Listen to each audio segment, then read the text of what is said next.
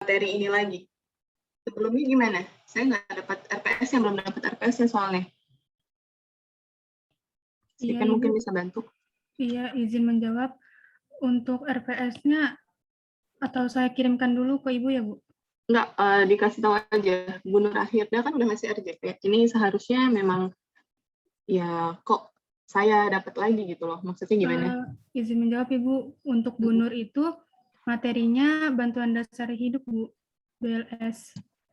Jadi masuk juga ke RJP di praktiknya. RJP sama bantuan hidup dasar itu sama ya. Bahasa Indonesianya itu bantuan hidup dasar, bahasa medisnya ya resusitasi jantung paru. Ya udah, saya sampaikan saja. Tapi nggak apa-apa, coba di forward ke saya. Khawatirnya nanti mispersepsi dari RPS-nya. Kemudian saya juga mau ngasih ini yang tumbuh kembang ke semester kalian kan? Iya, Ibu. Izin menjawab, Oke. Ibu. Ya, hari ini saya akan nyampein kayaknya satu ya.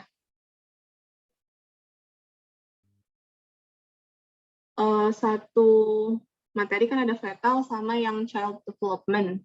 Hari ini saya akan nyampein yang fetal development dulu, sekaligus nanti presentasi dari kalian.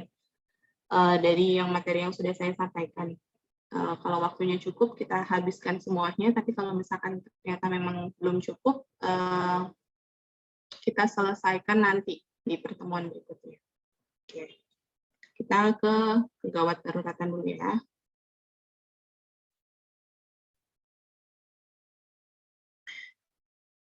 Oke, jadi untuk materi evakuasi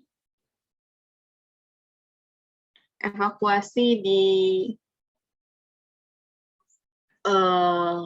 darat maupun di air, ini materinya materi yang cukup panjang. Ya, karena nanti mencakup beberapa metode yang akan digunakan. Mulai dari penggunaan splinting, bandaging, kemudian saya nggak tahu deh, ini saya dapat juga nggak yang evakuasi di air atau cuma di darat aja? Izin menjawab, Bu, untuk yang di air itu bagian Pak Ali, Bu. Oke, berarti yang di darat aja ya. Oke. Kemudian kita pertama sebelum masuk ke dalam evakuasi cara penanganan atau evakuasi korban, itu kita harus paham dulu emergency action plan atau SOP-nya lah. Jadi ketika kita menemukan suatu kasus cedera di jalan atau di lapangan, itu kita tahu bagaimana SOP standar yang diakui oleh seluruh dunia. Emergency action plan itu apa? Itu adalah hal yang protokol awal yang harus diketahui oleh seluruh para medis, tidak terkecuali itu medis maupun penunjang medis, untuk menentukan tingkat keparahan dari si korban. Ya. Kemudian emergency action plan ini terbagi menjadi dua. Ada yang primary, ada yang secondary. Nah, yang primary ini tujuannya untuk menyelamatkan atau menjaga, memaintain fungsi dari kardiovaskuler dan sistem saraf pusatnya. Jadi tujuannya adalah untuk penyelamatan nyawa pasien. Sehingga ada key emergency aid-nya, yaitu evakuasi harus disertai dengan evaluasi. Evaluasi yang dilakukan itu harus cepat dan akurat, sehingga si penolong itu mampu memutuskan segera ketika melihat suatu kondisi bencana atau kecelakaan di jalan. Siapa orang yang harus diselamatkan terlebih dahulu? Paham ya sampai sini? Kayaknya misalnya gini deh. Yang paling update ini, bencana yang paling terbaru adalah bencana banjir bandang di Sulawesi, ya, daerah Luwu. Nah, Di sana banyak korban tenggelam akibat terbawa arus dari banjir bandang. Nah, para evakuator atau ini pasti punya protokol yang dijadikan rujukan. Siapa yang harus diselamatkan lebih dahulu? Apakah dia si lansia? Apakah dia si dewasa? Apakah dia yang si anak-anak? Nah, itu semua para medis harus punya pakemnya sendiri. Dan pakemnya itu sama di seluruh dunia. Oke. Ada beberapa emergency action plan. Ya, ada beberapa langkah. Yang pertama adalah develop separate EAP atau untuk menentukan job desk dari masing-masing evakuator yang terlibat di dalam satu tim. Jadi untuk menurunkan suatu tim penyelamat itu nggak bisa cuma satu orang, ya. Pasti butuh tim dan tim itu terdiri dari banyak orang, ya. Banyak orang tersebut harus memiliki job masing-masing sehingga ketika mereka terjun ke lapangan ke situasi bencana atau kecelakaan, mereka nggak saling tabrakan job desk-nya dan evakuasi bisa terlaksana dengan efisien dan cepat. Ya, tadi ada kunci utama dari penyelamatan itu adalah evaluasinya harus rapid dan safety. Oke. Kemudian yang kedua adalah specific procedure and policy. Jadi di samping job desk-nya masing-masing personil, dia harus punya specific prosedur SOP yang misalnya ketua timnya siapa, apa job desk-nya ketua tim. Kalau misalkan ternyata kondisinya banjir bandang kayak yang di Sulawesi, siapa yang bawa peralatan medisnya? Kalau ternyata ada orang-orang yang memang harus ditangani di tempat. Maksudnya ditangani di tempat itu penyelamatannya langsung di tempat ya, tanpa mengevakuasi terlebih dahulu ke fasilitas kesehatan. Kemudian siapa yang menjadi evakuatornya, yang gotong korban, gitu. Kemudian siapa yang ngebuka jalan? Kalau ternyata kondisi trek-nya untuk menuju ke lokasi bencana dan keluar dari lokasi bencana itu sulit. Nah, itu harus spesifik prosedurnya. Kemudian polisi itu harus sesuai dengan aturan yang berlaku. Jadi jangan membuat suatu rencana penyelamatan tanpa berdasarkan peraturan yang sudah berlaku di lokasi tersebut atau yang diakui secara pemerintahan. Oke, itu yang kedua. Yang ketiga, forms are readily accessible. Jadi harus memastikan lokasi penyelamatan, lokasi bencana itu apakah dapat dijangkau dengan alat komunikasi. Entah itu telepon, smartphone, atau menggunakan walkie-talkie, atau telepon satelit biasanya. Kalau ternyata aksesnya memang sulit untuk sinyal masuk ke dalam smartphone misalnya. Itu harus ada orang yang memastikan. Kemudian yang keempat, community-based emergency. Jadi, satu tim penyelamat yang datang ke lokasi bencana itu harus familiar dengan kondisi lingkungannya. Dia harus tahu trek-nya seperti apa, kemudian apa aja hambatan yang mungkin dihadapi.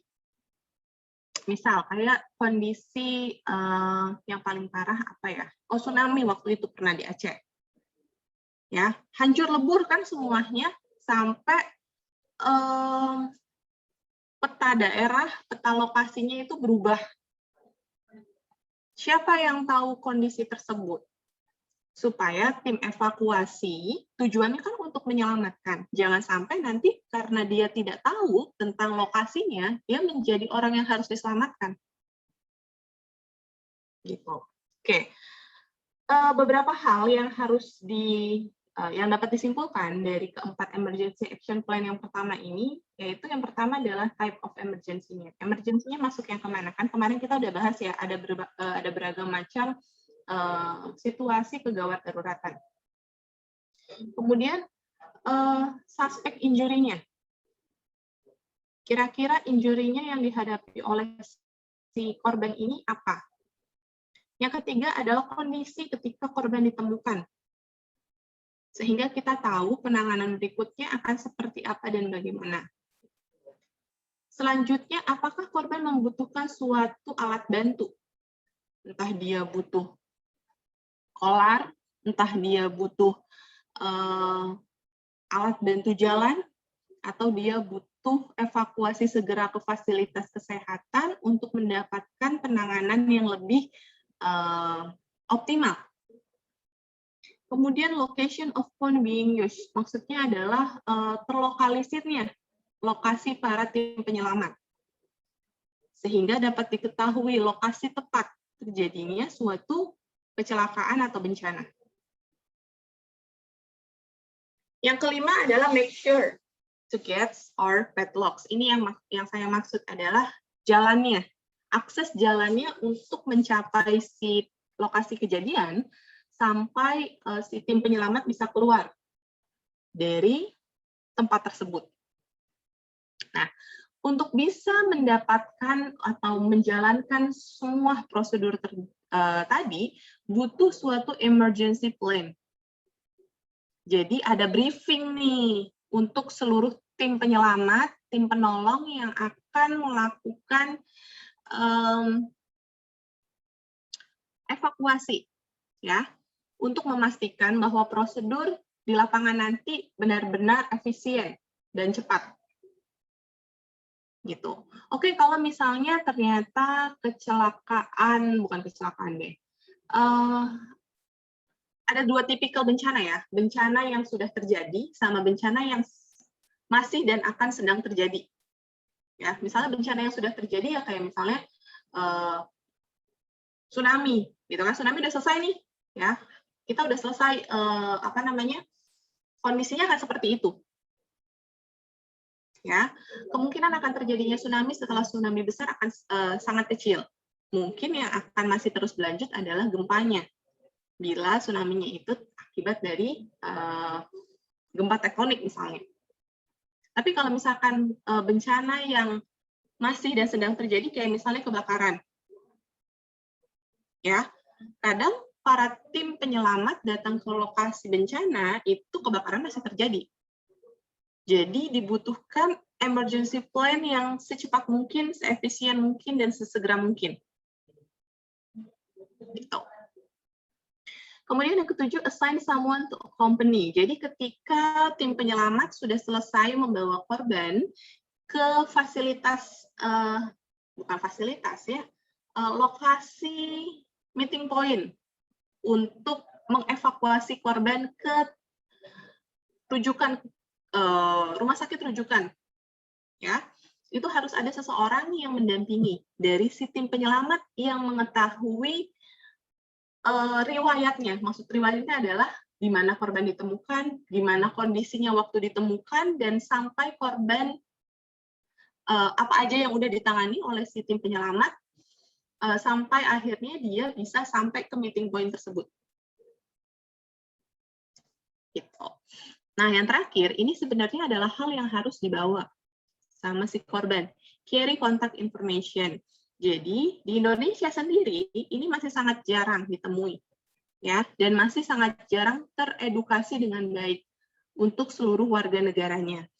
Sebenarnya ini adalah sangat penting untuk seseorang yang memiliki riwayat kesehatan dan riwayat kesehatan yang kurang baik. Misalnya, dia memiliki penyakit kronik, kemudian dia memiliki resiko cedera yang tinggi, misalnya dia lansia, gitu kan, untuk membawa informasi di dompetnya misalnya yang bisa diakses ketika dia sewaktu-waktu memang lagi nggak mujur gitu. Entah dia kecelakaan lalu lintas, entah terkena bencana alam gitu. Jadi ketika si penyelamat datang, ada informasi yang bisa dibaca dan ditemukan. Nah, ini masih sangat jarang di Indonesia. Nah, di negara-negara lain, katakanlah di Jepang, semua warga negaranya teredukasi dengan baik untuk membawa contact information. Ya, walaupun tidak lengkap, at least per point. Jadi misalnya, kayak seorang lansia, dia memang sudah memiliki riwayat diabetes, punya riwayat hipertensi misalnya, pernah stroke, ya, itu ada kartu yang disimpan di dalam dompetnya. Jadi sewaktu dia mengalami ketidakmujuran di jalan dan butuh pertolongan, si tim penolong udah tahu harus seperti apa.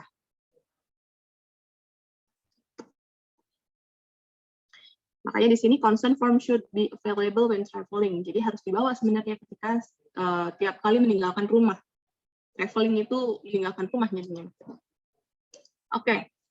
Ada dua prinsip. Ini kemarin udah sempat kita bahas, sempat disinggung juga. Ada dua assessment di dalam EAP, Emergency Action Plan, Primary Assessment sama Secondary Assessment.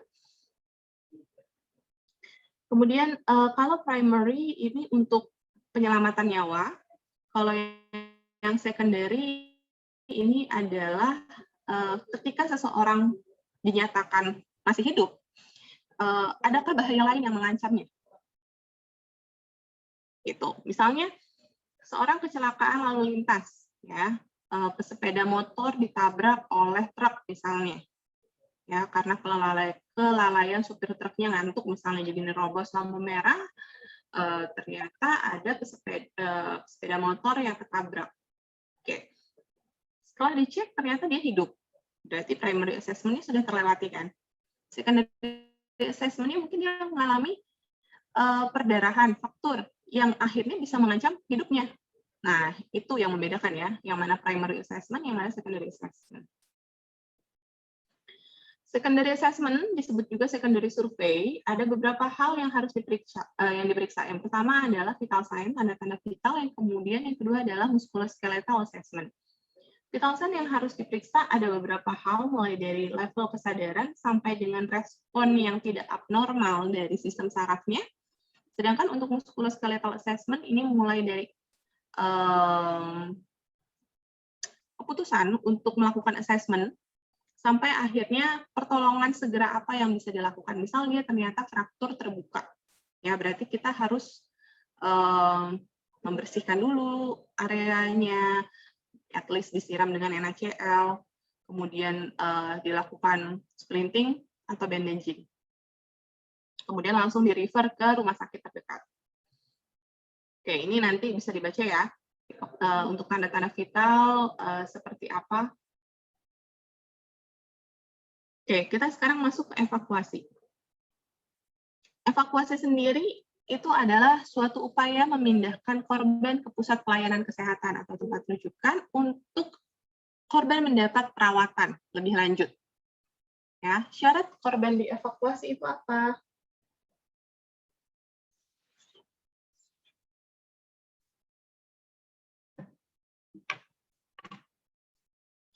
Yang pertama adalah asesmen awal lebih lengkap.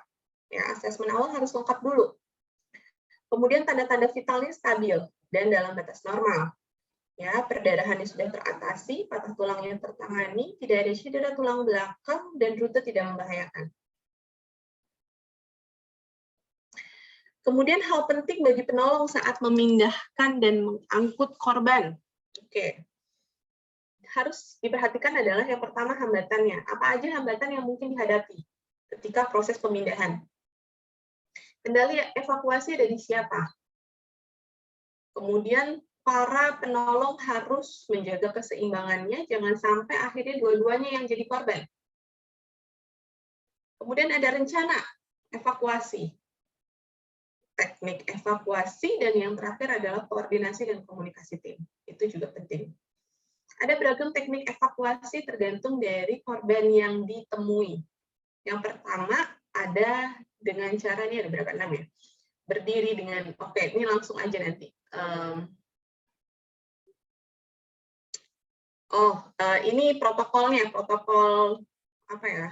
Rujukan awal untuk teknik evakuasi. Jadi ketika kita menemukan korban kecelakaan maupun korban bencana, sebenarnya untuk bukan job desk ya, untuk kompetensi para medis itu sebenarnya udah ada sendiri ya. Udah ada sendiri jobnya masing-masing. Namun ketika kondisinya bencana, ini tidak melihat background-nya. Jadi siapapun yang melihat korban itu wajib untuk segera menolong dan memberikan penyelamatan yang optimal, seoptimal mungkin.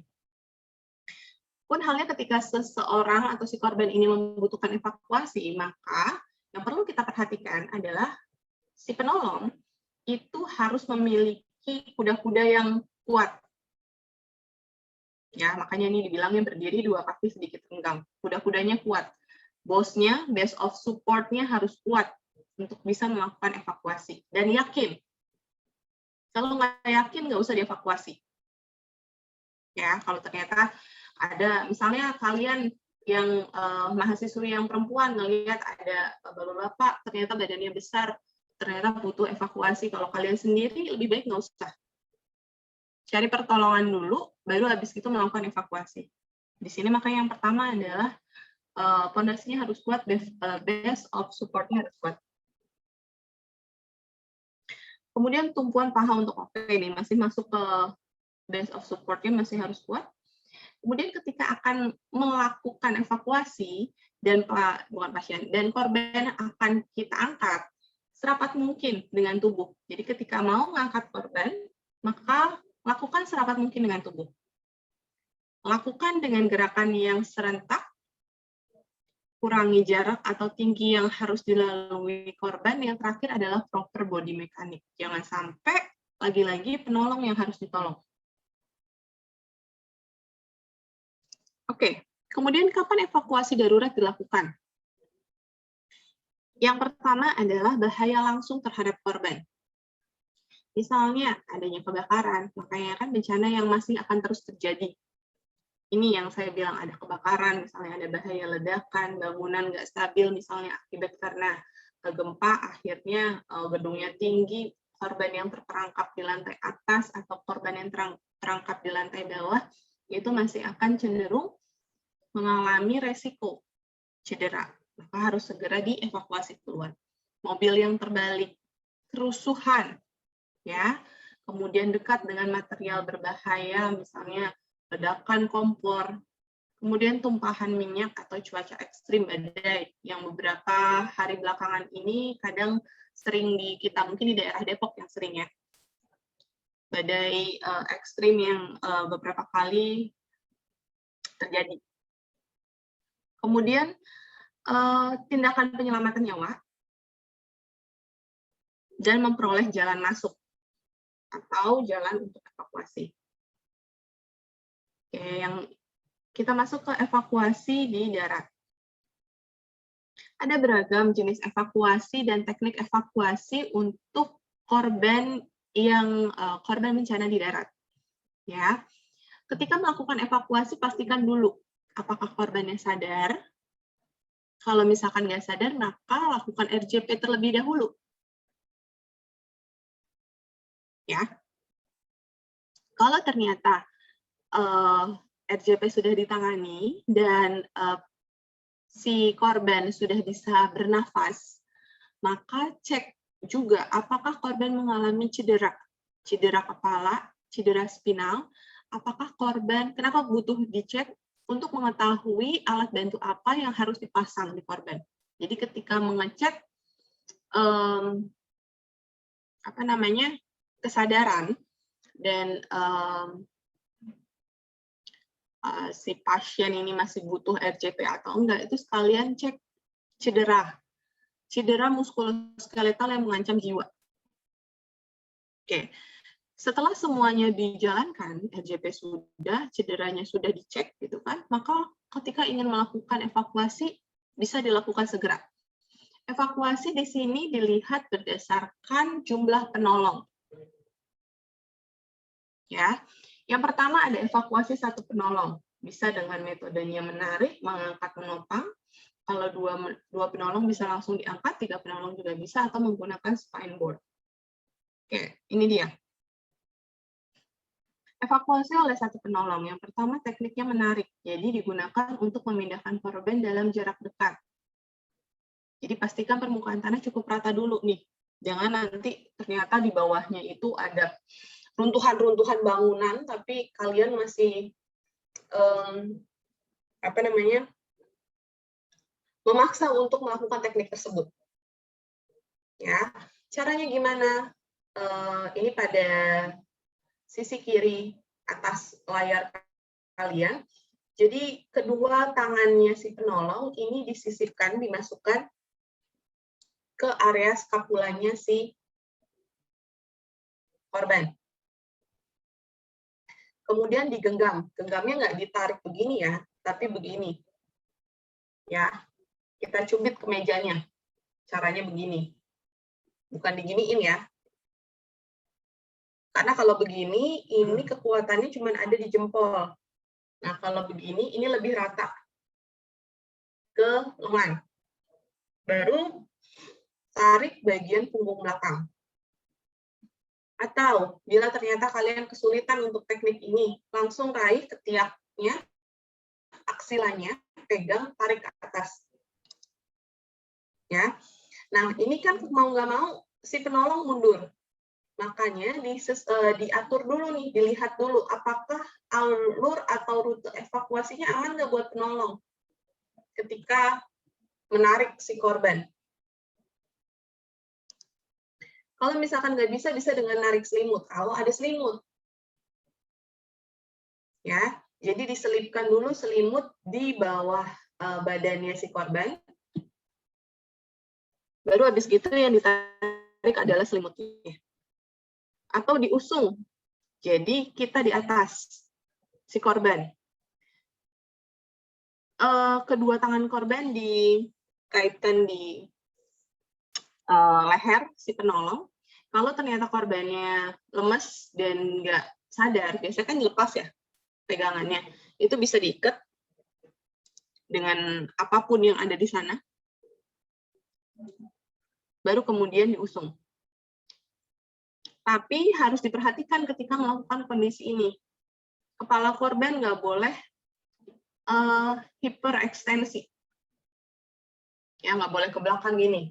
Harus tetap alignment, satu alignment.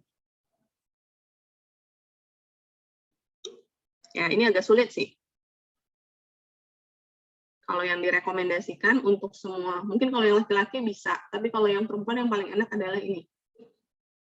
Ya, fiksasinya, handlingnya itu ada di aksilanya si korban. Kemudian kita tarik. Oke, ini masih evakuasi oleh satu penolong, bisa dengan gendong kalau kuat, ya, gendong punggung. Gendong punggung ini khusus untuk korban yang nggak sadar, tapi terus nggak dapat berdiri. Atau bisa dipapah kalau korbannya ternyata hanya lemas. Atau kalau bisa diangkut nih, bahasa Indonesianya menjulang. Ya, jadi ditaruh di punggung. Kalau yang laki-laki mungkin bisa, tapi kalau untuk yang perempuan saya nggak yakin ini bisa atau enggak nih. Kemudian untuk evakuasi oleh dua penolong bisa dipapah, ya, atau menggunakan tangan kedua penolong sebagai tanduk. Seperti gambar yang ini kiri. Gambar yang kanan bawah ini menggunakan kursi.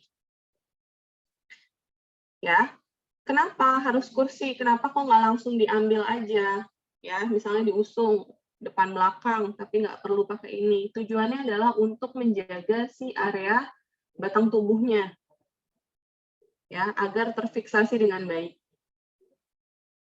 Atau misalnya ternyata ada selimut di sana, boleh pakai selimut. Jadi jangan dibiarkan begitu aja. Oke, kemudian ada evakuasi oleh 3 penolong. Ya, evakuasi oleh 3 penolong. Ini biasanya pegang untuk, ini kan ya, di daerah yang gambar sisi kiri kalian, ini untuk area kepala nih. Misalnya ada 3, kalau 3 cowok, it's okay pembagiannya gimana. Tapi kalau misalnya kondisinya ada 2 penolong pria dan 1 penolong wanita, yang wanita biasanya pegang area tungkai. Ya, yang atas, laki-laki yang atas ini area kepala. Untuk laki-laki yang di tengah ini, dia area hip sampai ke tungkai atas. Jalannya kemana? Jalannya bisa ke arah, ini kalau gambar yang ini ya, ke arah sana, kanan. Jadi miring jalannya. Oke, usahakan jangan sampai ada yang mundur.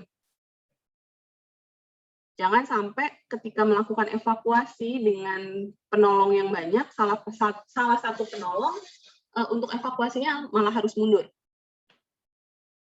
Ya, usahakan tetap maju atau ke samping nih, ke samping at least. Jadi kan semuanya tetap melihat rute evakuasinya. Yang perlu dilihat lagi adalah tangan si penolong saling silang. Jadi yang di tengah ini, laki-laki yang di tengah ini, tangannya itu memegang siku penolong yang lain untuk menjadi bantalan ini, bantalan si korban. Ya, jadi ini tangannya si penolong ini pegang siku yang penolong yang pria, yang satu lagi memegang siku nih, kelihatan ya, penolong wanita. Oke. Pedoman tata tertib pengangkutan beregu. Tujuannya untuk menyeragamkan sikap dan tindakan dalam pelaksanaan angkutan atau evakuasi. Untuk korbannya, biasanya korban yang dilakukan dengan beregu ini korbannya korban cedera parah. Entah dia memiliki cedera kepala, cedera spinal yang harus membutuhkan fiksasi dan alat bantu yang lebih banyak. Ya, sehingga waktu ngangkut mindahin ke dalam tandu itu butuh orang lebih banyak untuk menjaga alignment tubuhnya tetap lurus. Ya. Ini biasanya terdiri dari 5-6 orang. Kemudian pembagian masing-masing anggota, oh ini nanti ada di slide selanjutnya.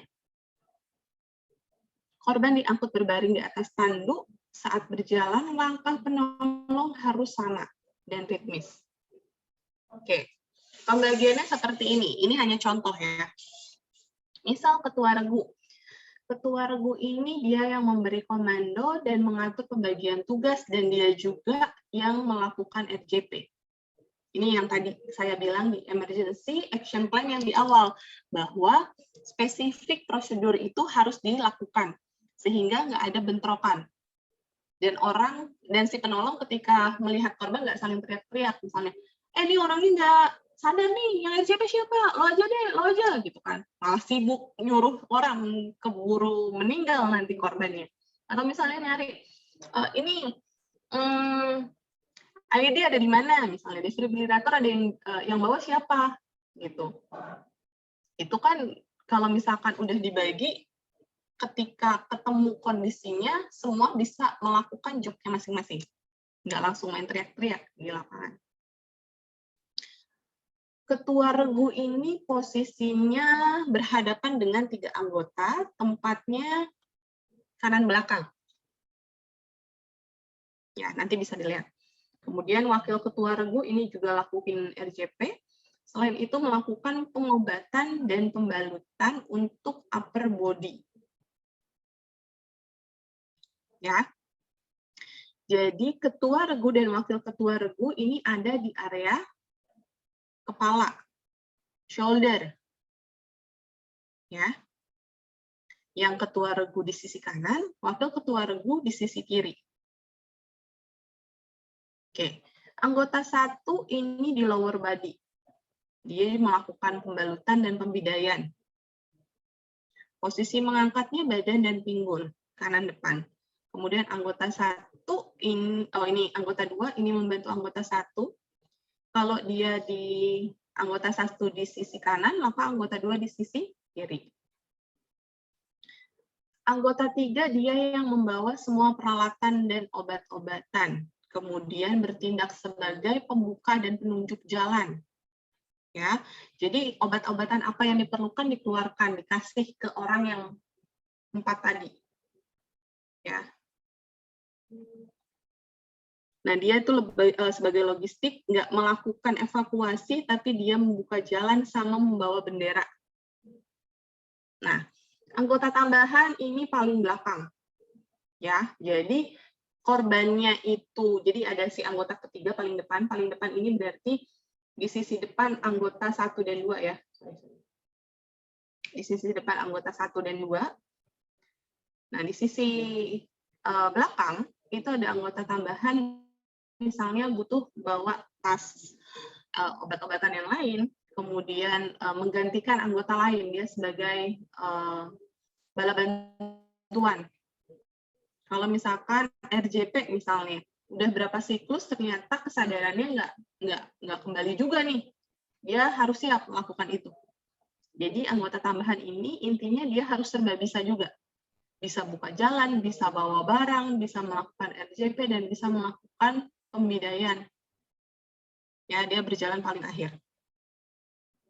Oke, sampai sini ada yang mau ditanyakan?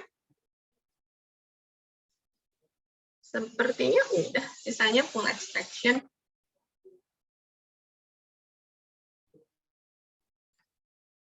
Untuk yang di ground, sebelum kita masuk ke RJP.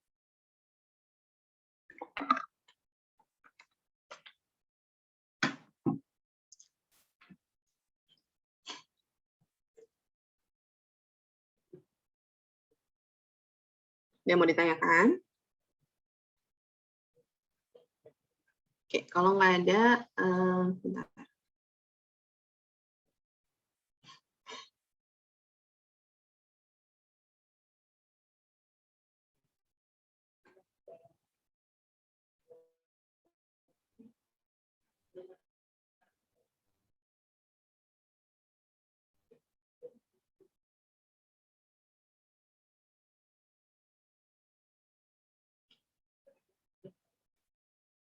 Kayaknya. Oke. Kemudian selanjutnya adalah basic life support. Ya, basic life support atau bantuan hidup dasar. Ini sebenarnya adalah metode atau teknik dasar yang harus dikuasai oleh setiap orang dari beragam usia dan dari beragam kelompok populasi, mau itu anak-anak, dewasa, lansia, wanita, pria, ya, itu harus paham sebenarnya, sehingga tingkat penyelamatan dan tingkat hidup para korban yang mengalami kecelakaan ini lebih besar.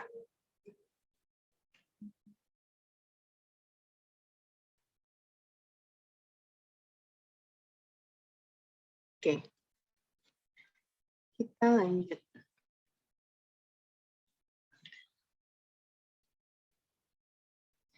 Jadi ini mungkin nggak semuanya bisa kalian apa ya? Nanti ada next-nya maksudnya.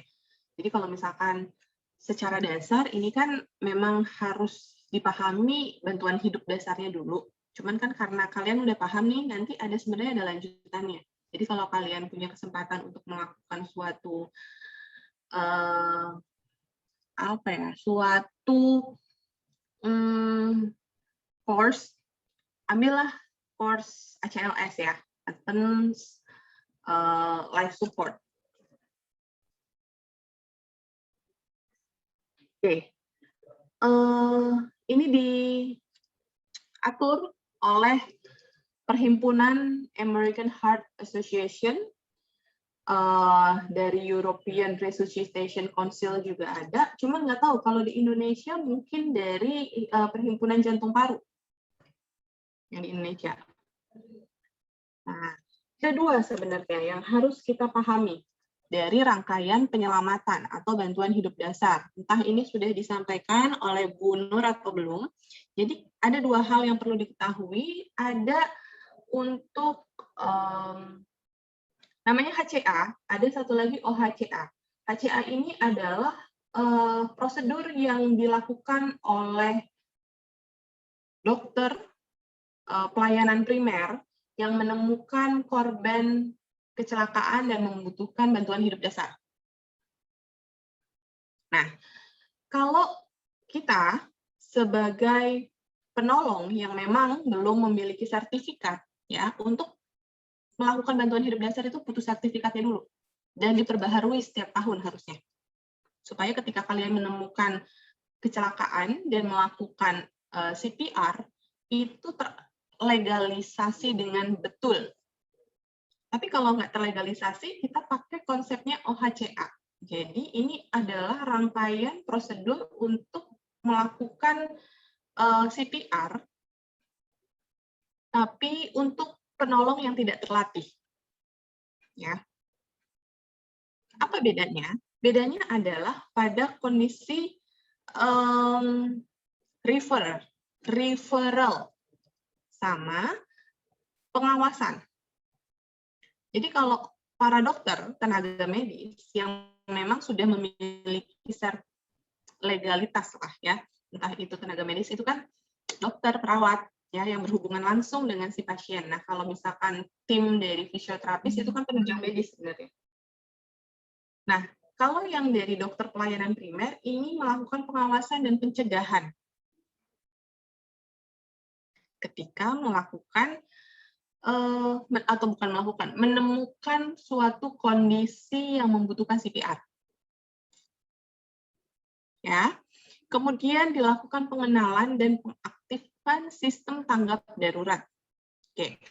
Sebelum kita lanjut, kalian udah disampaikan terkait beberapa kode di rumah sakit maupun kode di rumah sakit sih sebenarnya ya, untuk mengetahui si pasien tersebut membutuhkan RJP atau enggak.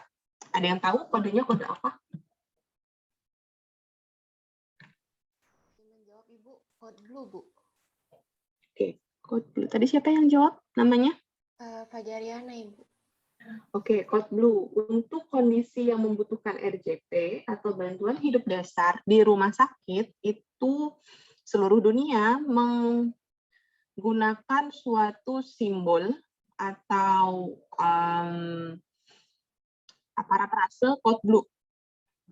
Ya, jadi kalau ada code blue di ruang berapa berarti memang pasien tersebut memerlukan RJP, dan code blue di setiap rumah sakit itu memiliki timnya sendiri.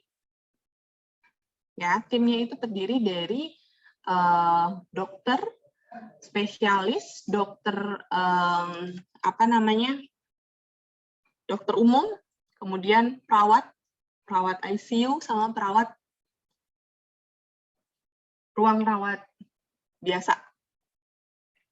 Nah, makanya ketika di dalam rumah sakit ditemukan atau mendapatkan suatu panggilan tanggap darurat, maka orang-orang yang tergabung dalam tim code blue atau alarm code blue keluar, ini udah harus segera datang, apapun yang sedang dilakukannya. Ya, ditinggalkan semua aktivitasnya, maka melakukan code blue.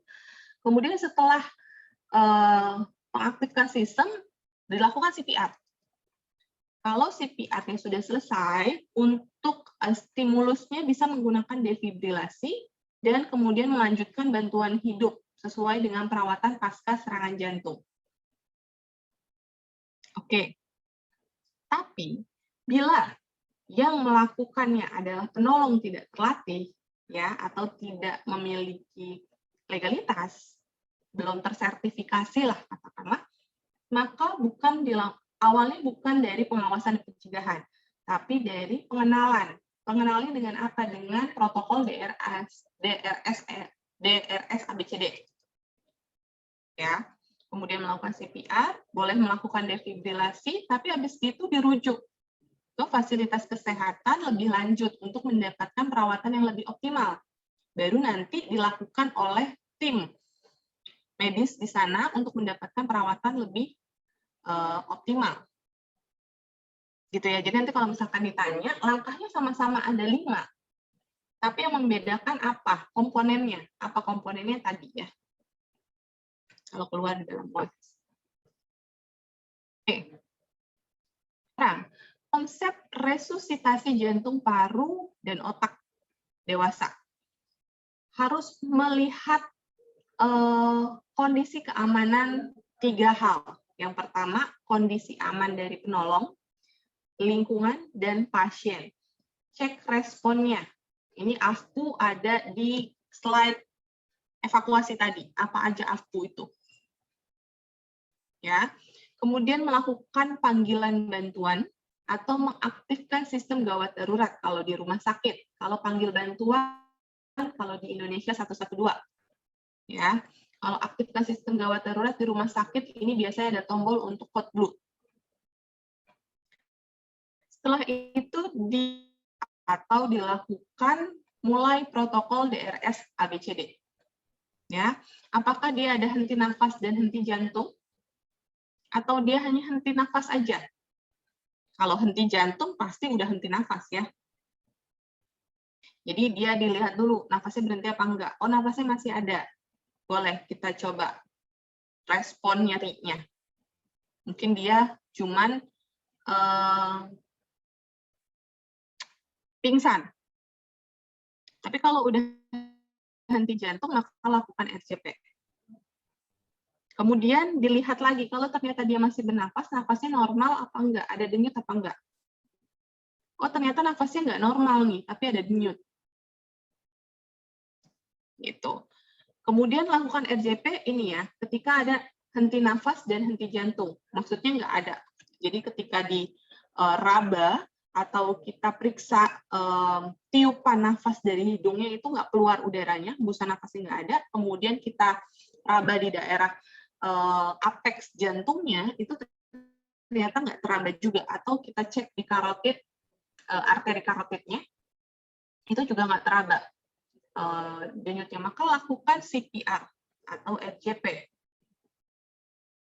Siklusnya berapa? 30:2. Oke, ini alur CPR berdasarkan dari American Heart Association tahun 2015. Ya, yang pertama adalah mengamankan lokasi kejadian.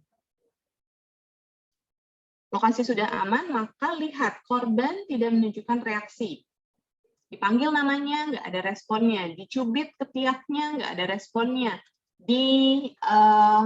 Rangsang nyeri di daerah sternum menggunakan buku jari juga nggak ada, atau di area sekitar mamainya dicubit, itu juga nggak berespon, maka teriak dulu minta pertolongan. Ketika sudah melakukan tersebut, bila kondisinya di rumah sakit dan memiliki sistem tanggap darurat, maka bisa dipencet tombolnya. Atau bila kita memang tidak menemukan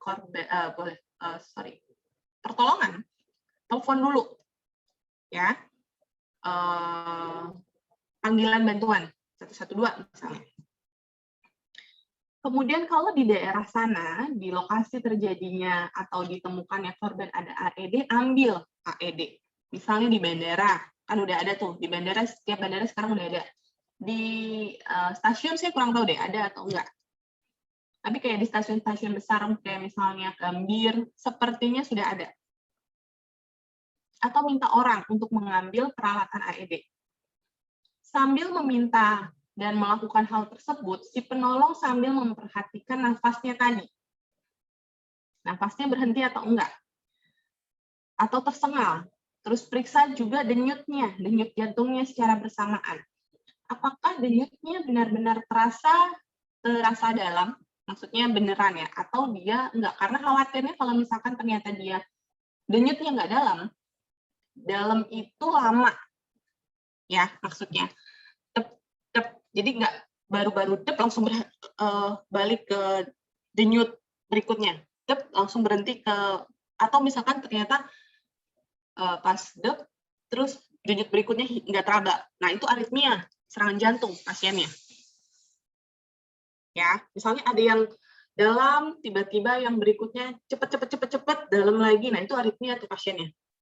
Atau misalkan dalam, tiba-tiba nggak ada, beberapa detik, terus ada lagi, nah itu juga aritmia pasiennya. Lagi serangan jantung ini pasien. Gitu ya.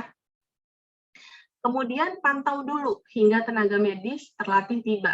Bila nafasnya normal dan ada denyut. Jangan dulu misalnya kalian ketemu pasien pingsan, langsung aja di CPR, padahal dia cuma karena belum sarapan.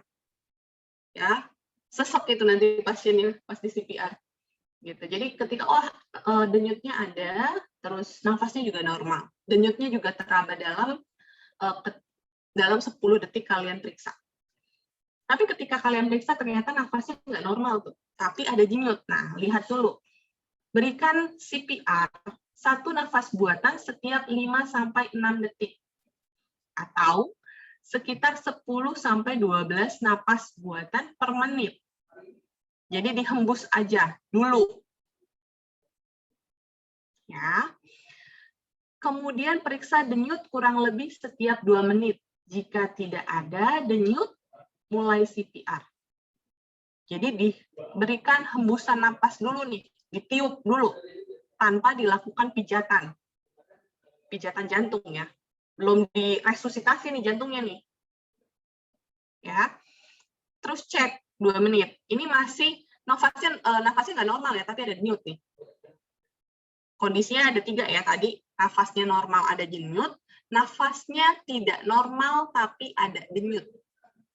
Nah, kemudian kalau misalkan dalam 2 menit ternyata tidak ada perbaikan, maka lakukan CPR. Tapi harus perhatikan, khawatirnya adalah si korban mungkin OD, overdosis nih. Banyak pasien-pasien, bukan korban-korban yang kayak gitu di luaran sana. Ya, yang nafasnya nggak normal, tapi atau habis mabuk alkoholik. Gitu. Kondisi yang ketiga adalah nafasnya berhenti dan denyutnya nggak ada, baru lakukan CPR. Kemudian segera gunakan AED bila sudah tersedia, bila sudah ada. Periksa ritme detak jantungnya, kemudian ritme dapat. Nah, kalau misalnya AED defibrilator yang ada di layanan publik, itu kan biasanya sudah di-setel ya. Jadi kalian nggak perlu mengatur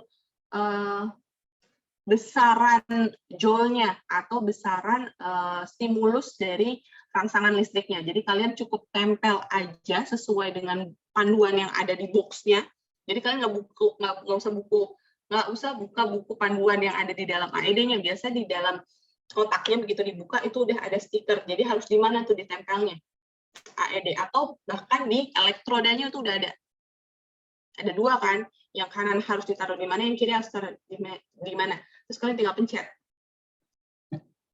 Gitu. Kemudian periksa ketika AED udah ada dan kalian sudah melakukan CPR, periksa ritme detak jantung, ritmenya dapat dikejut. Kemudian oke, ini nanti bisa dibaca ya. Ini sebenarnya bukan ranah dari kita yang belum memiliki sertifikat. Tapi kalau kalian sudah bisa, ini bisa lanjut ke ini adalah tahapan dari ALS, Advanced Life Support.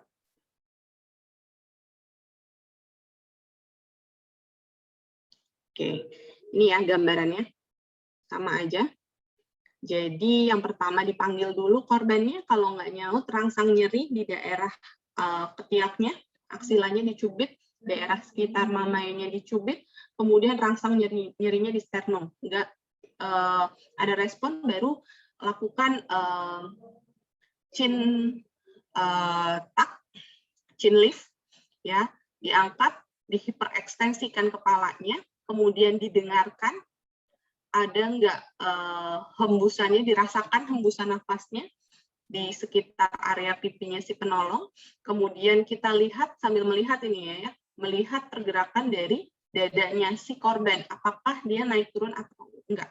Kalau nggak ada, maka lakukan CPR. Oke. Di mana titiknya? Titiknya adalah setengah bagian bawah sternum. Kecepatannya 100 sampai 120 kali per menit dengan kedalaman 5 sampai 6 cm. Oke, ini kan kalian udah pernah ya, udah pernah melakukan prakteknya. Jadi ketika kalian melakukan tiupan, kan tiupan dulu ya, 2 kali tiupan kemudian melakukan RJP 30. Ketika kalian meniup si apa namanya ini? Si pentemnya itu dadanya harus ngembung. Berarti tiupan kalian berhasil. Kalau nggak ngembung berarti nggak berhasil. Ya, jadi usahakan seluruh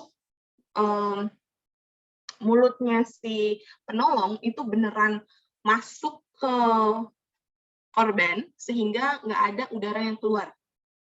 Sehingga bisa benar-benar naik. Jadi ketika kalian melakukan hembusan itu, 2 kali hembusan, itu beneran gembung dadanya. Nah, setelah itu lakukan pijatan.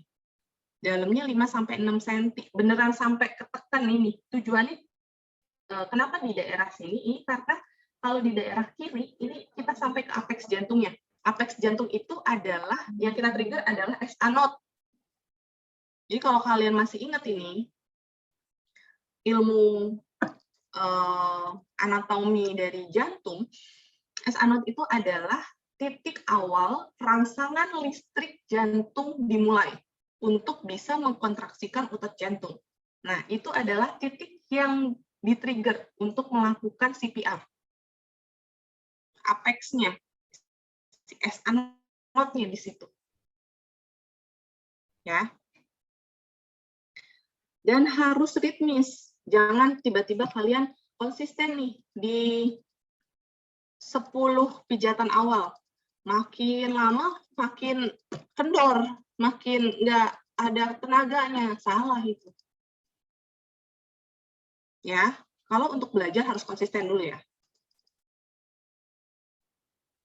Sehingga diharapkan recoil dinding toraks sempurna. Jadi dia bisa mengembang sempurna. Jadi setelah mengempis, dapat mengembang sempurna.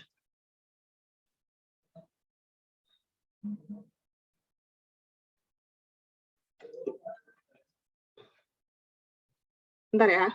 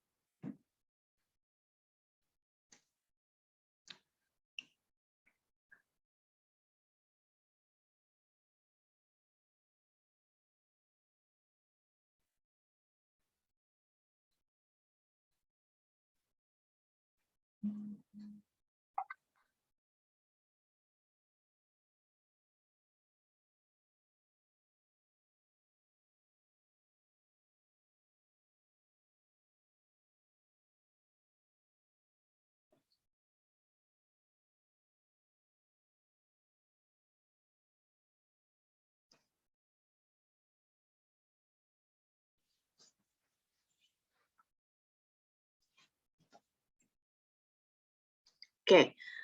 Kemudian kita lanjut dulu. Ini posisi penolong. Posisi penolong itu tegak lurus dengan dadanya si korban ya. Ini sebenarnya kalian juga udah paham. Push hard.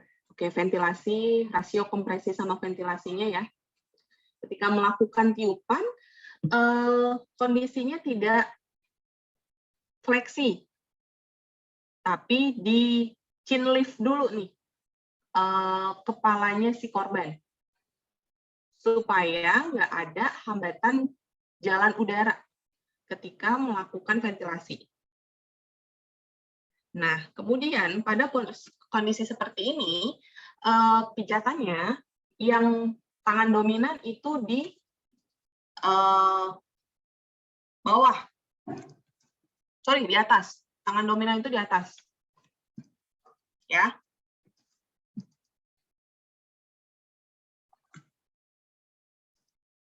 Bentar. Ini sambil ngerjain yang lain. Oke, sorry. Rasio kompresnya 30:2, kemudian lakukan chin lift dulu baru memberikan tiupan. Untuk posisi tangan, tadi yang tangan dominan itu ada di bawah ya.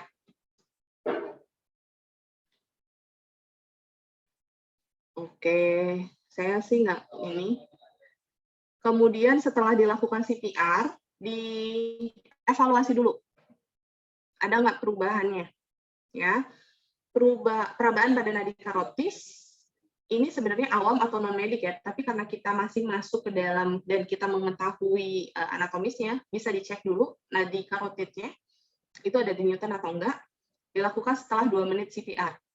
Ya, jadi 2 menit dulu CPR, baru dilakukan evaluasi.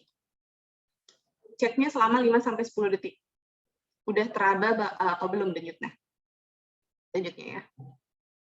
Oke. Kemudian yang harus diperhatikan lagi adalah minimal interupsi. Apapun yang terjadi tetap lakukan CPR. CPR nggak boleh berhenti sebelum siklusnya selesai.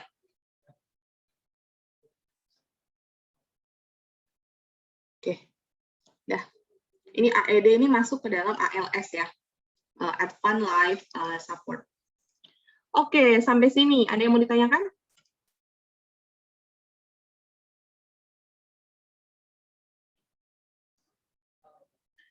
Ada yang mau ditanyakan atau enggak? Kalau enggak ada, kita lanjut.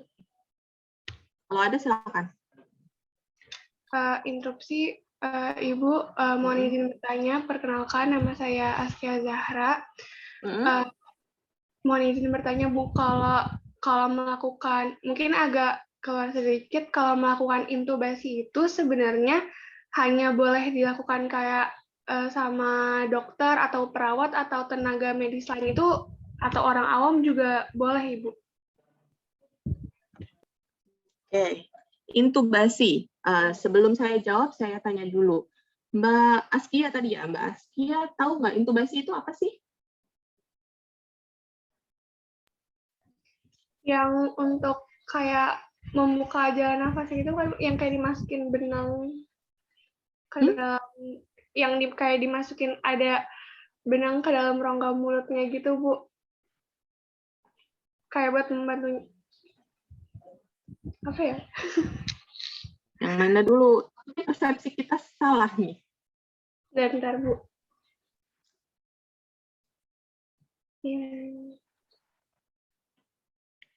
Coba sebentar nih. Yang kayak ada tabung di mulut gitu, Bu, untuk sebentar, saya share dulu. Intubasi adalah ini kondisinya ya. Nah, iya, Ibu. Tujuan melakukan intubasi ini ada yang tahu untuk apa? Menghubungkan udara luar gitu nggak, Bu? Oke, tunggu. Intubasi itu adalah alat yang tersambung ke dalam mesin pemberi oksigen, namanya ventilator. Selangnya namanya intubasi. Kenapa intubasi? Karena dari bahasa in dan tub. Jadi ada tub yang masuk ke dalam tubuh.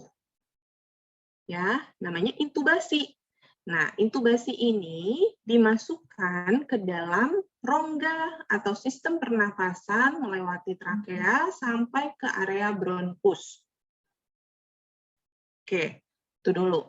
Nah, menurut Mbak Askia atau menurut teman-teman yang lain, tindakan seperti itu masuk ke dalam tindakan medis atau tindakan penunjang medis?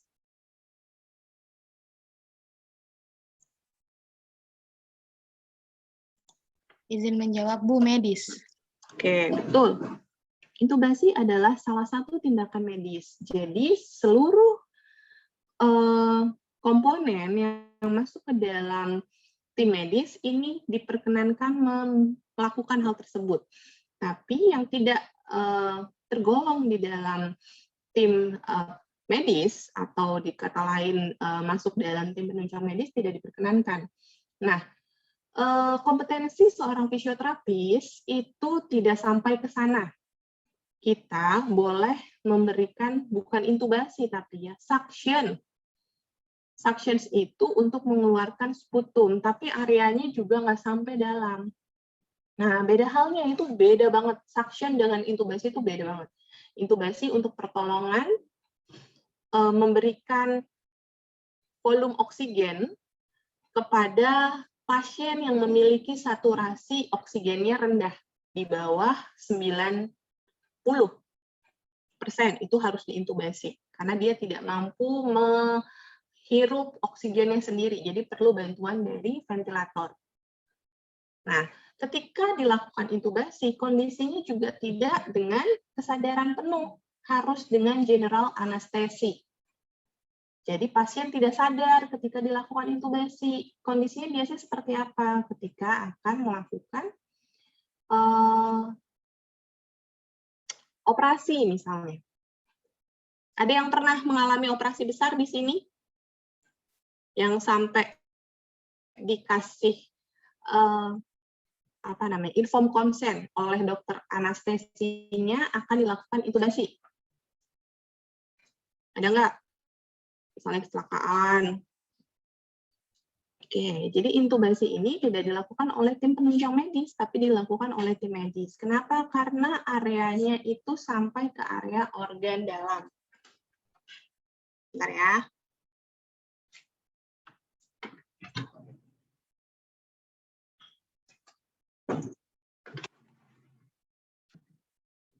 Oke, kemudian intubasi ini ya kalau dari gambarannya itu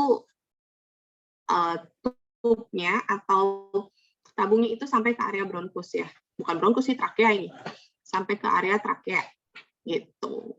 Kemudian nanti ada 2 selang, satu selang untuk membuka jalannya, yang satu lagi bukan membuka jalan, memberikan oksigen sama untuk ngeluarin si CO2-nya.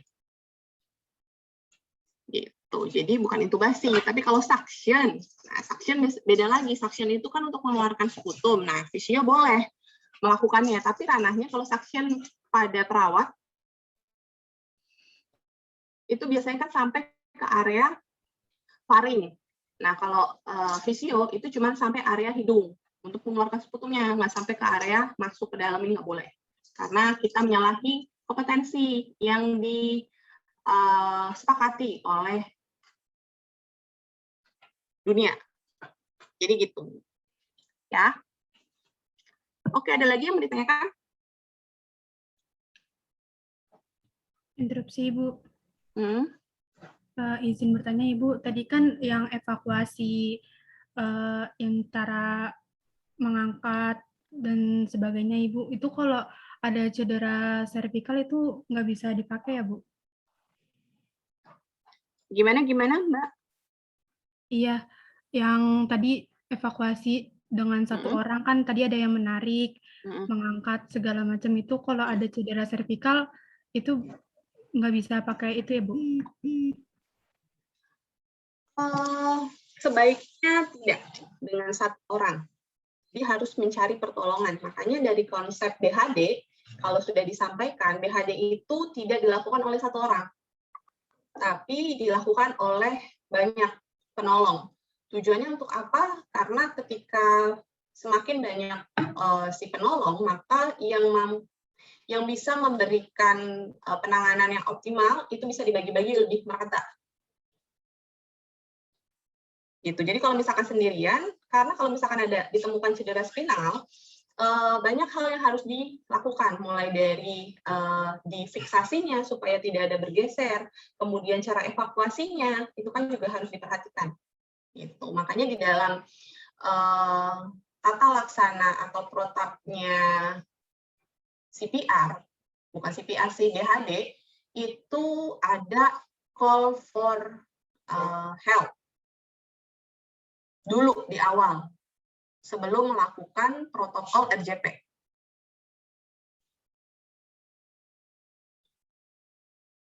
Gitu, ya. Itu Mbak, ada lagi yang mau ditanyakan?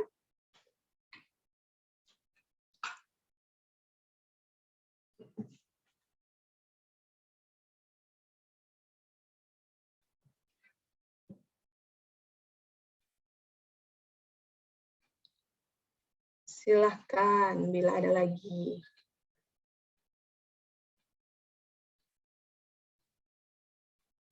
Interupsi Ibu, izin bertanya. Mm-mm. Ya, perkenalkan saya Nadira Ibu.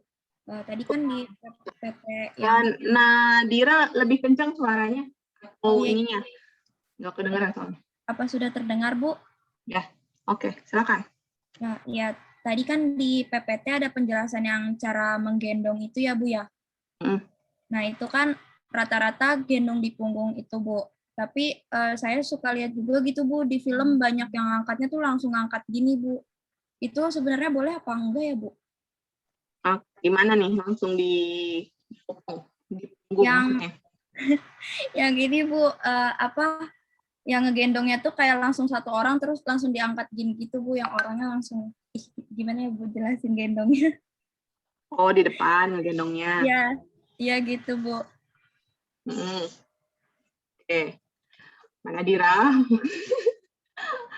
Jadi tidak semua hal yang di film itu seperti kenyataan pada aslinya. Ini kayaknya drama Korea ini yang dilihat nih. Jadi tidak seperti kenyataannya gitu ya. Mungkin ketika yang ditolong satu orang dan hanya pingsan bisa dengan menggendong seperti itu. Tapi kalau ternyata kondisinya korban kecelakaan, terus habis gitu ditemukan adanya cedera kepala, rasa-rasanya kayaknya nggak mungkin nih kita melakukan pertolongan kayak gitu. Jadi harus lagi-lagi mengikuti protokol yang ada. Gitu. Jadi jangan sampai ketika kita melakukan suatu pertolongan, terus yang menjadi dasar rujukan adalah film tertentu yang kita sukai, itu khawatirnya nanti kita jadi bahan omongan oleh para netizen Indonesia. Jadi ya intinya ya Mbak ya. Ya Ibu, terima kasih Ibu. Oke, ada lagi? Izin bertanya Ibu. Boleh, silahkan. Iya, izin Ibu. Saya mau bertanya mengenai serangan jantung Ibu atau aritmia. Kan kalau aritmia itu tuh kan kebanyakan, mohon maaf, biasanya itu meninggalnya lebih cepat ya Bu dibandingkan henti jantung. Apakah itu tetap kalau misalnya ada seseorang yang tiba-tiba terkena serangan jantung, itu baiknya kita tetap melakukan RJP atau kalau ada mobilitas langsung itu langsung dinaikkan saja itu ke UGD seperti itu Ibu, atau tetap dilakukan RJP terlebih dahulu? Oke. Serangan jantung dan henti jantung itu sama ya. Serangan jantung itu atau bahasa medisnya adalah myocard infarct, itu atau angin duduk atau kata orang awam, itu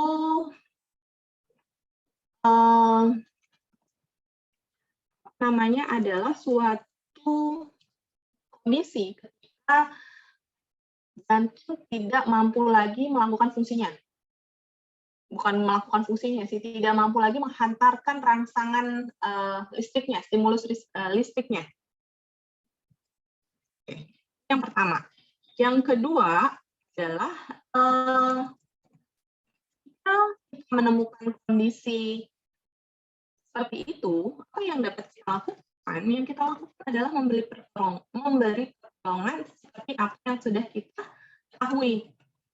Ya,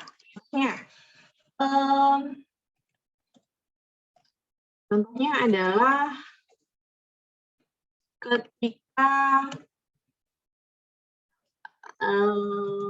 di rumah sakit misalnya. Di rumah sakit kita melihat ada orang yang pingsan. Ya. Orang yang pingsan itu, yang serangan jantung, itu biasanya punya tanda-tanda sendiri. Ya, misalnya dia tiba-tiba dari yang jalannya cepat, dia bergeser ke dinding, kemudian berpegangan ke dinding, kemudian lama-lama memfleksikan tubuhnya sambil memegang sisi dadanya sebelah kiri, kemudian sampai akhirnya dia menunduk, kemudian pingsan, itu adalah salah satu tanda orang lagi serangan jantung. Jadi apa yang bisa kita lakukan ya sesuai dengan apa yang kita ketahui dulu. mau manggil bantuan, pertama memang jelas memanggil bantuan, karena kalau misalkan kondisi seperti itu, apa yang bisa kita lakukan selain memanggil bantuan? Ya, gitu. Jadi apa namanya? Lakukan sesuai dengan apa yang sudah kalian ketahui. Gitu. Jadi jangan mereka-reka apa yang nggak ada. Gitu ya. Kalau misalkan ternyata dia henti nafas dan henti jantung, maka ya kalau butuh CPR ya lakukan CPR. Tapi kalau ternyata kondisinya di rumah sakit yang ada tim Code Blue-nya, panggil tim Code Blue-nya atau sampaikan ke satpam atau resepsionis yang paham dengan situasi di rumah sakit tersebut, ada yang butuh RJP ternyata. Tapi kalau misalkan di pelayanan publik gitu, di tempat umum gitu kan, yang memang nggak tahu nih yang apa namanya yang memiliki kompetensi medis itu siapa, dan kalian yang menemukan kondisi tersebut, maka lakukan pertolongan seperti apa yang kalian ketahui. Gitu, Mbak. Ya, baik. Terima kasih, Bu. Sama-sama. Oke, ada lagi yang mau ditanyakan? Interupsi, Bu. Iya, Ibu, sebelumnya perkenalkan, saya Mila Amalia. Izin bertanya, Bu. Saya waktu itu pernah lihat penanganan anak kecil yang step gitu, Bu. Terus orang tuanya tuh kasih kayak sendok gitu, masukin ke mulutnya gitu. Nah, yang ingin saya tanyakan itu sebenarnya tindakan yang harus dilakukan menurut medis kalau misalkan kita punya adik atau misalkan nanti punya anak terus dia step gitu tuh, pertolongan pertama dari kita itu seperti apa ya, Ibu? Terima kasih, Bu. Step itu kan kejang ya. Demam yang disertai dengan kejang. Demam di atas 38 derajat Celcius disertai dengan kejang. Kenapa orang-orang tua dulu itu memberikan penanganan kepada si anak berupa berupa ini sendok yang disisipkan, tujuannya supaya nggak menggigit, supaya si anak tidak menggigit lidahnya ketika kejang, dan supaya lidahnya itu nggak ngebalik kemudian menutupi saluran nafas. Mungkin orang-orang dulu melakukan hal tersebut kayaknya nggak ada alasan, ya. Cuman ternyata kalau ditelaah secara medis itu ada penjelasannya. Ya, penjelasannya adalah supaya lidahnya nggak ngebalik, kemudian menutup jalan nafas sehingga akhirnya bisa menyebabkan kematian, atau si anak tidak mencederai area lidahnya, digigit lidahnya. Gitu. Ya, kalau digigit atau ternyata rapet, ya mulutnya itu akan menyulitkan untuk proses respirasinya, sistem pernapasannya.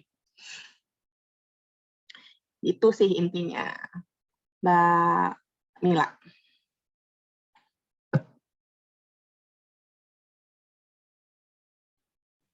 Baik, Bu. Terima kasih, Bu. Oke, sama-sama. Silakan. Ada lagi yang perlu ditanyakan?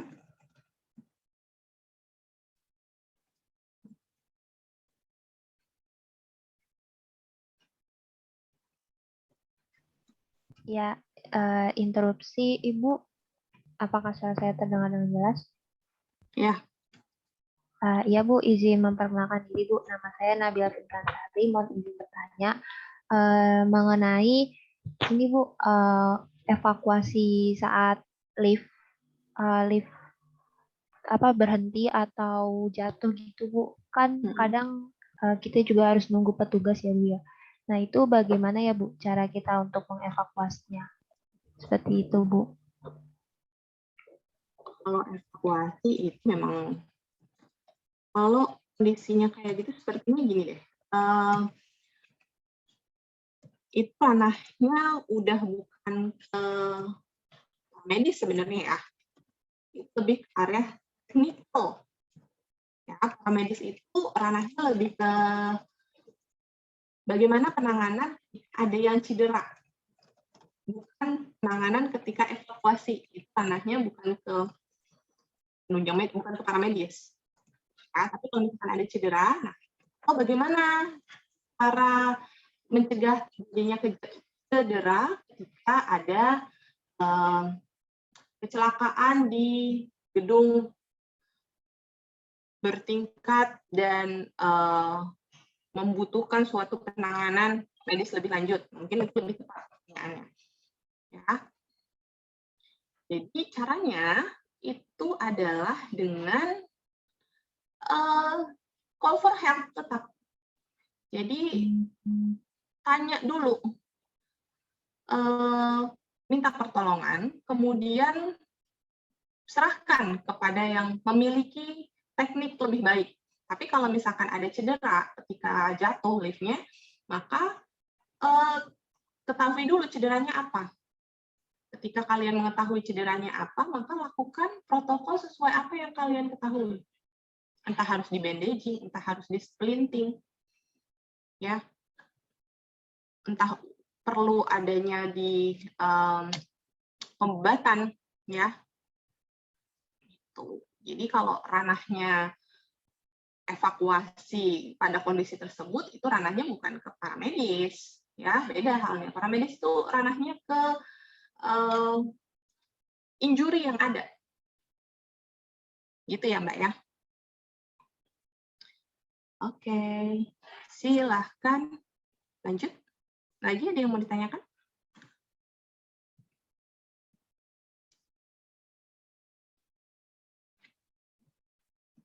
Ya, interupsi Ibu. Siapa duluan? Ya, tunggu sebentar ya. Saya ada telepon, terima telepon dulu.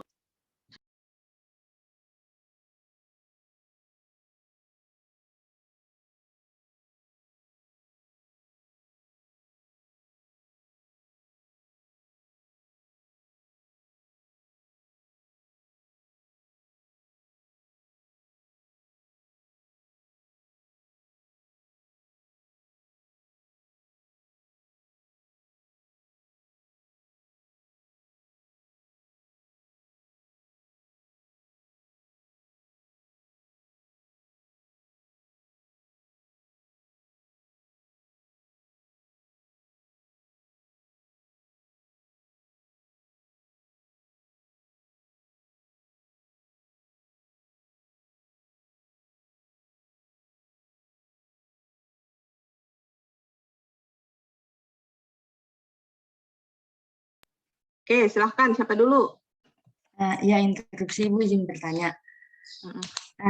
Misalnya kita terjadi ya kayak yang tadi diomongin Nabila Vinka gitu Bu, tentang lift gitu. Misalnya ada yang cedera terus pingsan, terus dia nggak sadar gitu Bu. Tapi di situ ada kita yang maksudnya masih bisa nolongin gitu. Tapi kan selama kita di dalam lift itu kan gimana sih? Tadi kan misalnya ada pasien yang pingsan di dalam lift, Bu. Tapi liftnya juga bermasalah. Nah, terus kan kalau tadi nggak ada napasnya, terus nggak ada jantungnya, kan mau nggak mau kita harus lakukan RJP, Bu. Sedangkan selama kita terjebak di lift itu kan oksigen juga terbatas banget ya, Bu. Juga butuh oksigen. Itu gimana, Bu? Kita nyebut oksigen. RJP sekuatnya penolong.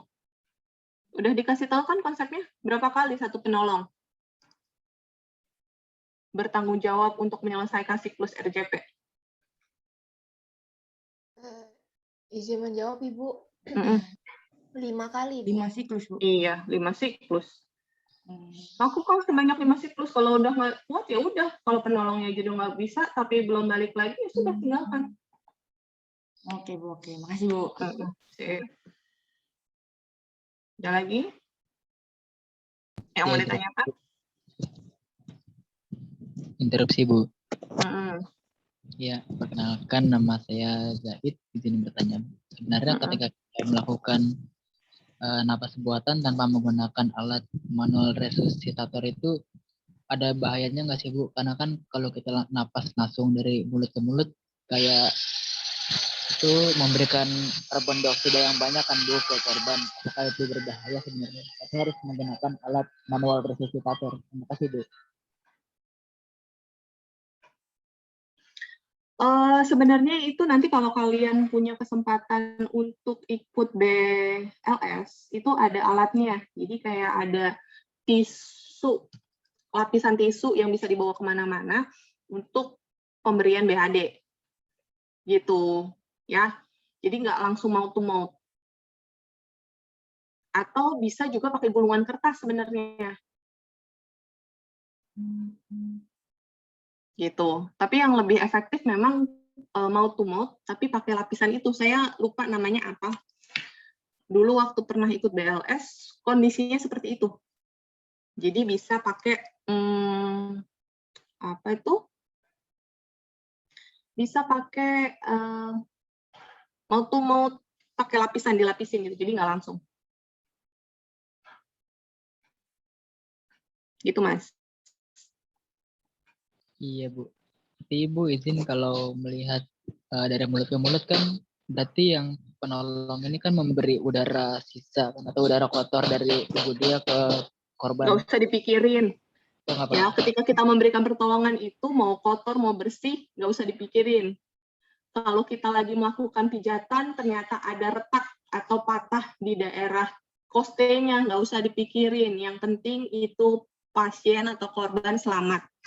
Dah, intinya itu. Ya, terima kasih Bu. Gitu ya. Oh kan, ada lagi yang mau ditanyakan?